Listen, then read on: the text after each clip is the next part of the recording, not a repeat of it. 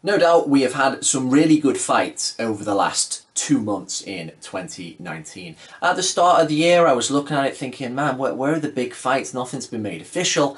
But certainly in the last quarter of this year we've had some fights where we're going to look back and go, yeah, 2019 wasn't too bad, was it? What remains very unclear and hazy is the subject of pound for pound.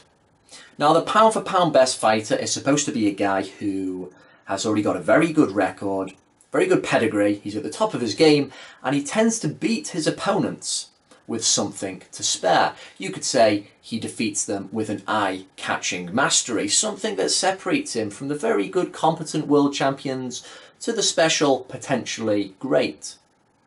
I'm going to refrain from using the overcooked term elite, which is thrown about everywhere these days. Now, in the wake of Canelo Alvarez's victory over Sergey Kovalev, that very good knockout victory, well, at least the knockout was, he has been given pole position by Ring Magazine, and a lot of people are frowning at it, including myself. I'm not one of the critics of Canelo who go as far to say his career is just smokes and mirrors. He is a very good, excellent fighter, obviously one of the pound for pound best in the world. But when you take the gift wrapping off that record of his, which looks great in terms of the win and loss ratio, he has had a lot of tough fights and a lot of disputable decisions, which doesn't exhibit that eye-catching mastery I was talking about, which is usually synonymous with pound for pound number one.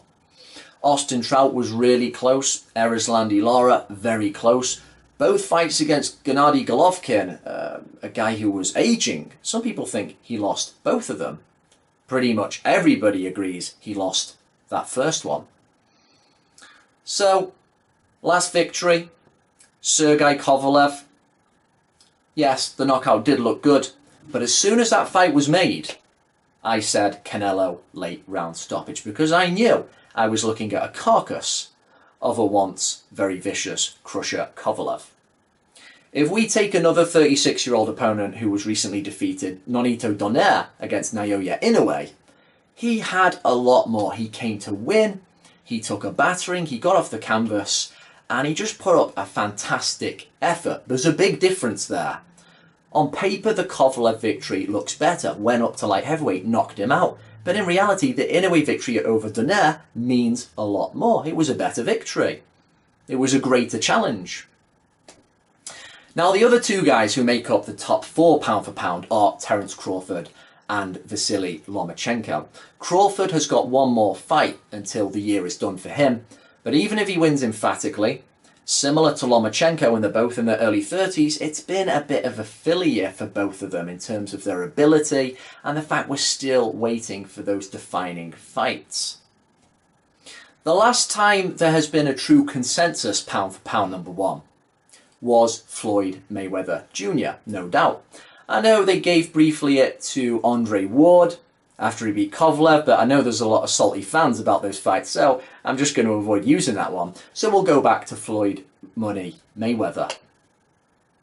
Now, I believe this time next year, we've got those top four, and there's not a clear number one at all for me, despite what Ring Magazine is saying. But I believe this time next year, because of the pressure that's put on the lower weight fighters, because they have to fight quality to engage the masses and try and start to win some of that casual audience that someone like a Tyson Fury can just take for granted.